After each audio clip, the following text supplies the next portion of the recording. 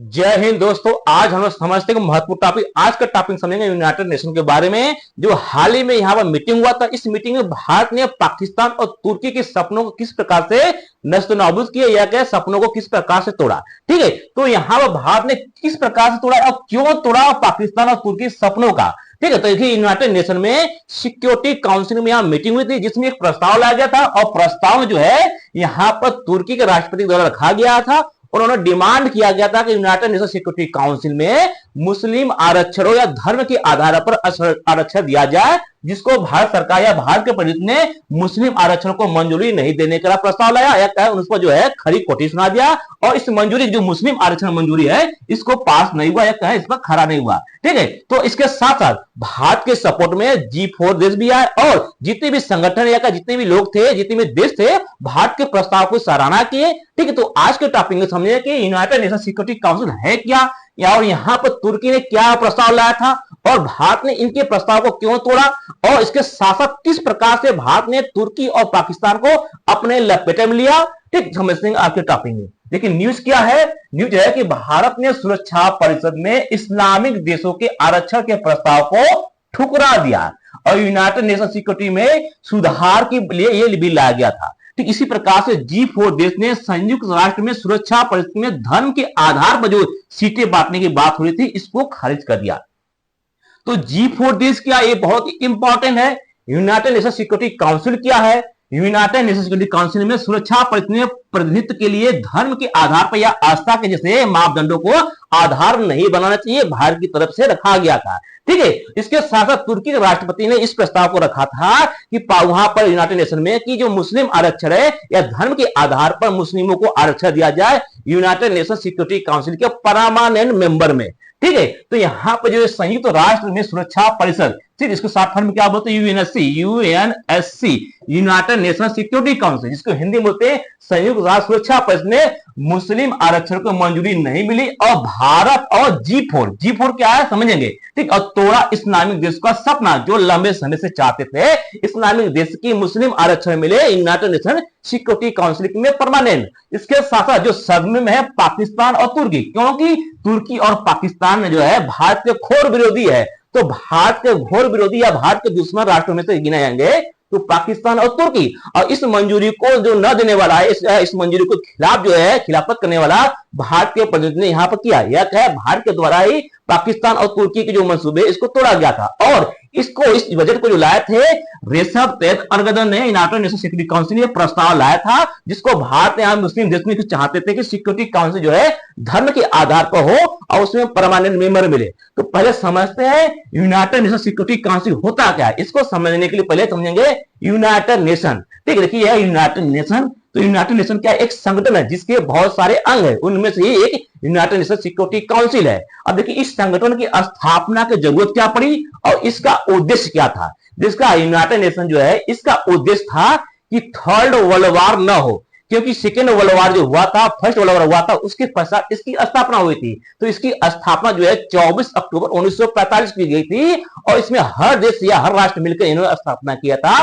उन्होंने उसका उद्देश्य था कि भविष्य में कोई भी वर्ल्ड वार ना हो, तीसरा वर्ल्ड वार ना हो, इसके लिए एक संगठन बना जाए और इस संगठन में जो है इसका दायित्व होगा कि तीसरा वर्ल्ड वार ना हो और हर देश या पूरे विश्व को शांति के रास्ते पर ले जाए। तो अब देखेंगे कि सेकेंड वर्ल्ड वार जो कि 1942 के आसपास हुआ था, उसके पश्चात जो है कभी भी यहां पर थर्ड वर्ल्ड नहीं हुआ, यानी 1945 के संगठन रहा और उसके पश्चात देखेंगे 2025 हो गया, इसके बाद जो है कोई भी वर्ल्ड वार नहीं हुआ। तो इसके पीछे जो रोकने का जिम्मेदार है या कहे जो तीसरा वर्ल्ड वार जो नहीं होने दिया वो कौन है? United nation. और यानी यूनाइटेड नेशन का जो दायित्व है वो उन्होंने निर्वहन किया। अब यूनाइटेड नेशन जो है इसकी स्थापना हुई थी तो इसमें 6 अंग बताए थे कि 6 अंग किस प्रकार से काम करेंगे। तो इनमें 6 अंग था। एक था सेक्रेटरी जनरल, जिसको जनरल असेंबली बोलते हैं। इसी प्रकार से दूसरा था यूनाइटेड ऑर्गन, जिनमें से यूएनडीपी था, यूएनएसआर था, इसी प्रकार यूएनईपी था। बहुत से प्रोग्राम थे, यानी जो भी प्रोग्राम चलाते जाते हैं इसलिए। इसी प्रकार से इंटरनेशनल कोर्ट ऑफ जस्टिस था, यानी यहां पर अगर इंटरनेशनल कोई क्रिमिनल करता है तो उसको किस प्रकार से जस्टिस दिया जाए, इसी प्रकार से इंटरनेशनल कोर्ट ऑफ जस्टिस था। और दूसरा बनाया गया था इंटरनेशनल क्रिमिनल कोड बनाया गया था। इसी प्रकार से इकोनॉमिक एंड सोशल काउंसिल बनाया गया था। और सबसे महत्वपूर्ण जो बनाया गया था जिसका नाम है यूनाइटेड नेशन सिक्योरिटी काउंसिल। यानी सिक्योरिटी काउंसिल, इसको शॉर्ट फॉर्म में यूएनएससी के नाम से जानते हैं। तो इन यूनाइटेड नेशन के 6 अंगों में से सबसे मजबूत अंग या सबसे परमानेंट या सबसे बेहतरीन जो अंग है, जिसका नाम है यूनाइटेड नेशन सिक्योरिटी काउंसिल।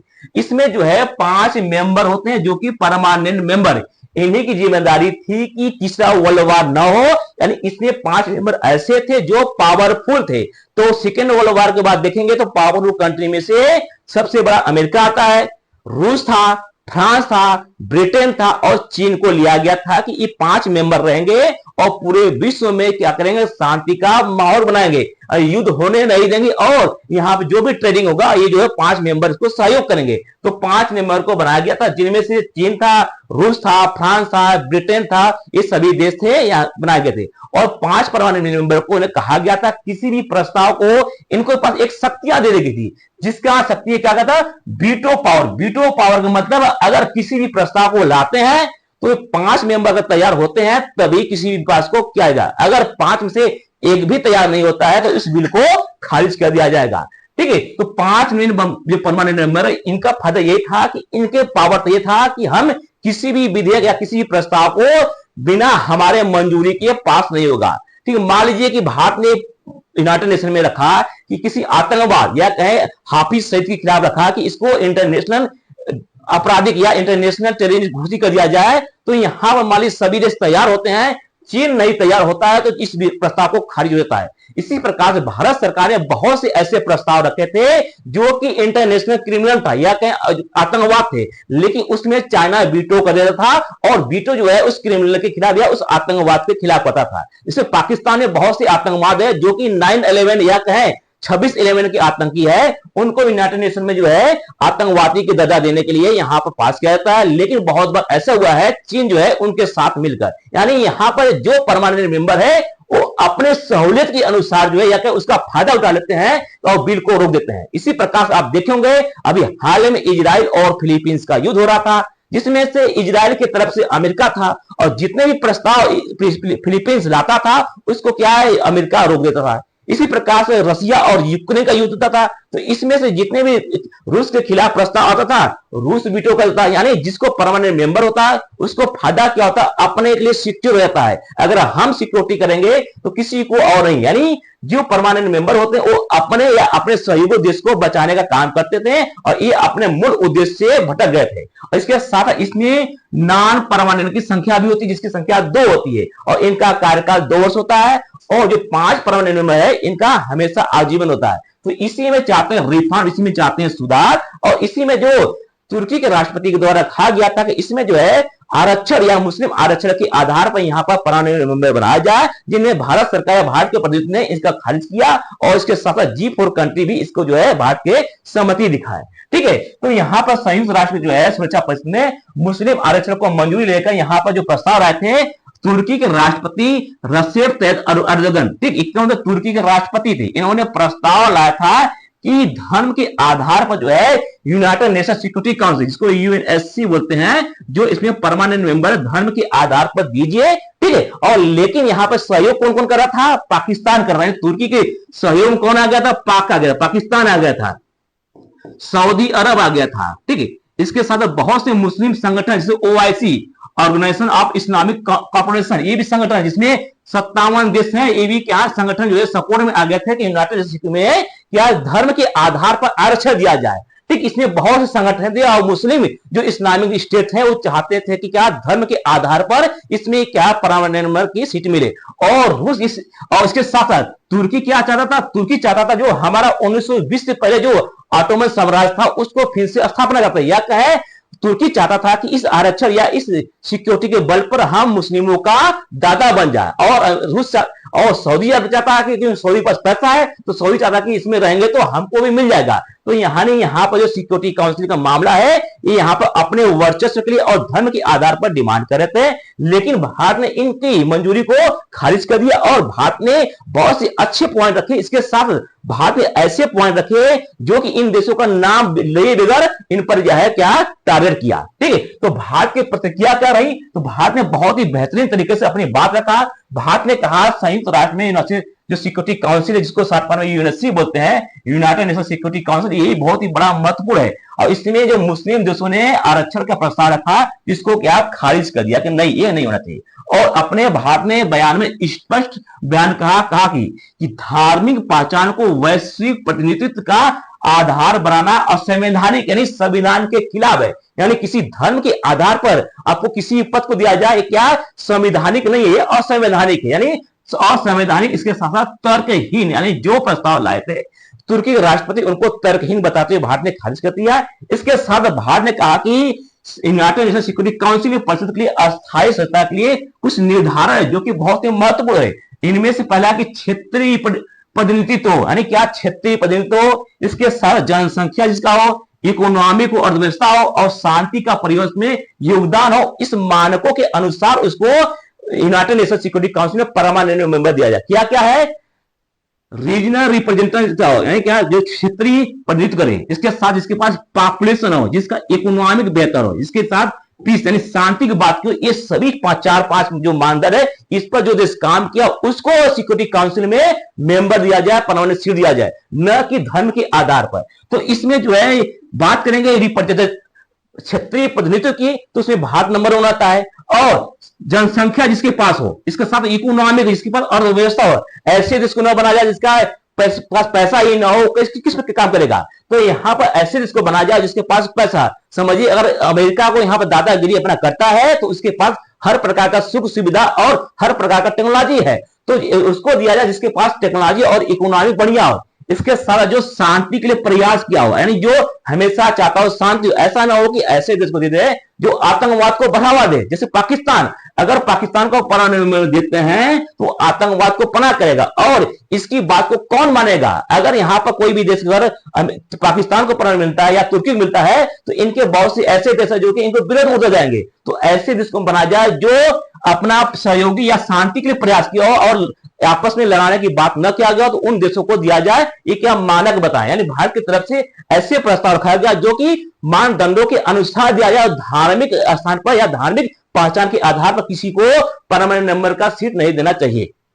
इसके साथ G4 देशों की संयुक्त प्रतिक्रिया भी क्या रही, तो भारत के साथ साथ जो 4 देश है G4 ग्रुप ऑफ 4 के मेंबर है, भारत है, ब्राजील है, जापान है और जर्मनी है। ये चारों देश है जो भारत का समर्थन किए और ये G4 का हिस्सा भी है। और इन सभी ने G4 के मेंबर ने इस मंजूरी को क्या किए, विरोध किए। इसके साथ भारत की तरफ कहा गया कि धार्मिक क्या सुरक्षा परिषद में धार्मिक आरक्षण की मांग संयुक्त राष्ट्र के चार्टर के मूल सिद्धांतों के खिलाफ है। देखिए इस चार्टर हो क्या, देखिए चार्टर क्या है, एक संविधान है। जिस प्रकार से भारत का संविधान है उसी प्रकार से यूनाइटेड नेशन का एक चार्टर है जो संविधान के नाम से जानते हैं। तो यूनाइटेड नेशन जो का संविधान क्या है, उसमें चार्टर है। इसमें चार्टर में लिखा है कि किस प्रकार से यूनाइटेड नेशन चलाना चाहिए और इसमें किस प्रकार से मेंबरशिप देना चाहिए, इस चार्टर या इस संविधान में लिखा हुआ है। तो भारत ने कहा कि जो यूनाइटेड नेशन का चार्टर जो संविधान है उसके खिलाफ है, ये आरक्षण मांग, धार्मिक आरक्षण उसके खिलाफ है। और इस खिलाफ के द्वारा जो है इसको किस प्रकार से यूनाइटेड नेशन में परमानेंट मेंबर देंगे,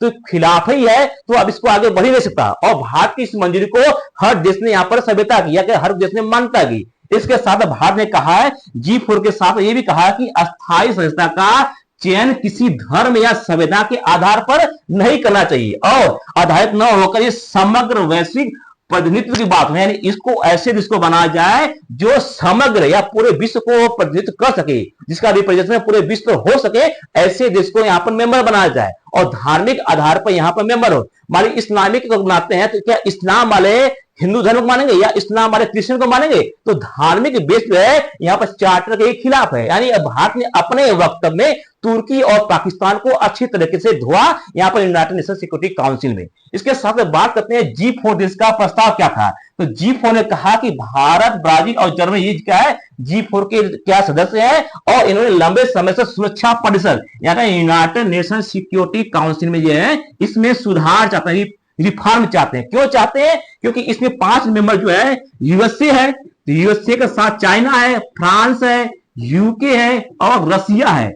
और इन देशों ने जो इनका दायित्व था या का जो उद्देश्य था, इस अपने उद्देश्य से भटक गए और यूनाइटेड नेशन का परमानेंट मेंबर होने के साथ जो है ये अपने उद्देश्य से कैसे भटके। जैसे भारत ने बहुत बार आतंक के विरोध में यूनाइटेड नेशन में जो है यहां पर रखा कि इसको आतंकी घोषित किया जाए, तो इसमें 4 देश सहमति थे, लेकिन क्या जो यहाँ पर जो चाइना विरोध हो जाता था। इसी प्रकार से अभी हाल में देखेंगे रसिया और यूक्रेन का युद्ध हुआ था, तो जो रसिया खिलाफ आता था तो रसिया यहाँ बीटो करता है। इसी प्रकार से बहुत से ऐसे मैटर है जहां पर ये 5 मेंबर जो है अपने फायदे के काम करने लगे, यानी जो अपने उद्देश्य से भटक गए और जो अपने सहयोगी है उनको क्या सपोर्ट करने लगे, यानी जो मेन मकसद था उससे भटक गए। तो भारत ने कहा कि इसमें रिफॉर्म होना चाहिए और रिफॉर्म जो है इनकी 5 संख्या जो 5 है परमानेंट मेंबर है इनको बढ़ाकर 11 कर देना चाहिए। और इनका इसके साथ साथ जो अस्थायी यानी परमानेंट मेंबर का 5 से 11 होना चाहिए और जो अस्थायी जो नॉन परमानेंट मेंबर है 10 से बढ़ाकर 14 होना चाहिए।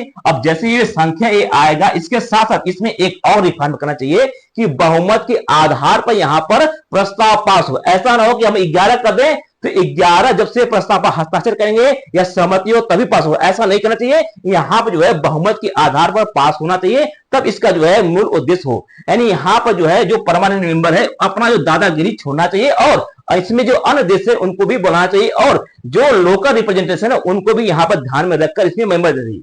ठीक, इसके साथ साथ जो प्रस्तावित क्षेत्र है इसमें जो है एशिया पैसिफिक यानी जो एशिया और पैसिफिक क्षेत्र है इससे 1 सीट देना चाहिए किसी भी देश को। और लैटिन अमेरिका जिसको दक्षिण अमेरिका कहते हैं या कैरेबियाई देश है इसमें से 1 या 2 सीट होना चाहिए।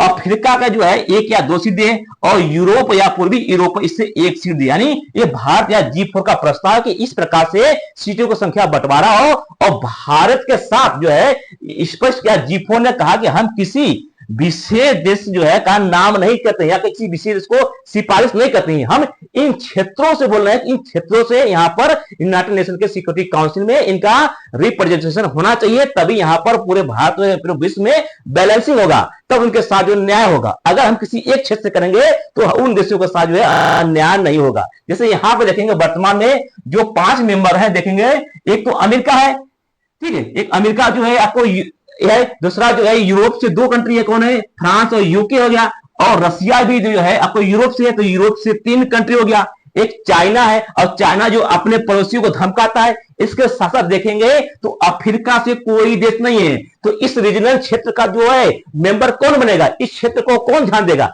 क्या अमेरिका चाहेगा कि अफ्रीका अच्छा डेवलप करे, तो यहां का जो लोकल मेंबर होगा या जो लोकल देश होगा वही चाहेगा कि हमारे क्षेत्र का विकास हो। इसी प्रकार से जो लैटिन अमेरिका या दक्षिण अमेरिका इस देश से भी तो कोई मेंबर होना चाहिए, केवल इन्हीं देश से या कहीं जो अमीर देश से अगर मेंबर होगा तो इन गरीब देश या इन देशों से जो प्रतिनिधित्व किस प्रकार से बैलेंस होगा। अगर पूरा विश्व को बैलेंस करना है तो हर क्षेत्र से मेंबर को उठाना चाहिए। इसके साथ जो एशिया में है तो एशिया में पॉपुलेशन की संख्या बहुत ही अधिक है, तो एशिया से भी देश को यहां पर इंक्लूड करना चाहिए और एशिया जो है 1 या 2 मेंबर रखना चाहिए, क्योंकि अब चाइना है और चाइना के साथ इंडिया किसी और देश को रखना चाहिए। तो इंडिया ने अपना नाम न लेकर हर देश से कहा कि हर क्षेत्र से यहां पर प्रतिनिधित्व होना चाहिए, तभी यह पूरे विश्व को बैलेंस होगा। तो इंडिया की बात जो है G4 ने पूरा सहमति दिया।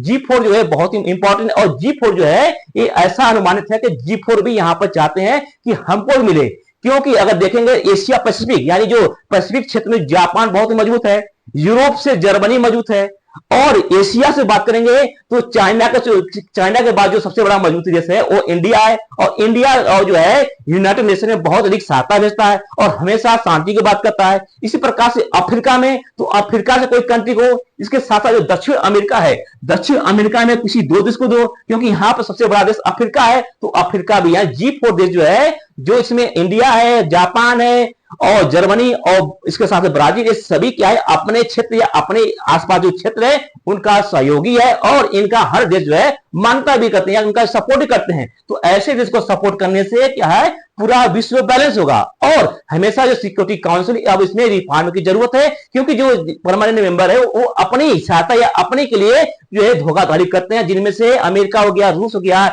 चाइना हो गया, फ्रांस हो गया, ब्रिटेन हो गया, इनका प्रतिनिधित्व होना अब यहां पर सही नहीं है। अब इनकी संख्या बढ़ाना चाहिए और बहुत ही लंबे समय से हुआ है, क्योंकि 1945 के पश्चात 2025 आ गया, इसमें रिफॉर्म नहीं किया गया है, तो अब रिफॉर्म की जरूरत है। इसलिए यहां पर भारत ने जो तर्क दिया इसमें बहुमत से पारित हुआ और जो मुस्लिम आरक्षण है उस पर जो है खुला जो है इसको क्या खारिज कर दिया भारत सरकार के द्वारा। ठीक, आई होप कि आपको अच्छी से समझ आ गया। मिलते हैं नेक्स्ट वीडियो में। जय हिंद।